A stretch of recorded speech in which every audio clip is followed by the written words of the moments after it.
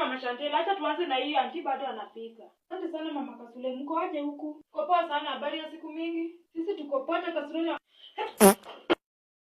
Kwani mdie kwa na tebo maana suku kwenyu. Kasule kwanga na damu mbele ya wageni. Naweza kukuongeza ingine? Asanteni, tutaonana siku nyingine. God please Mama Chantel, don't go. Unga ya chapati imeisha. Kanga ya mihogo upike nayo. Mama, unga ya mihogo pia napikanga chapati. Macho hapana.